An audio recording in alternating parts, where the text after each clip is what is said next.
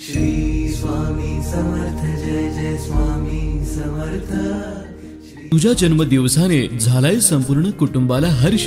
परमेश्वराला प्रार्थना आहे की तुझे आयुष्य असो हजारो वर्ष।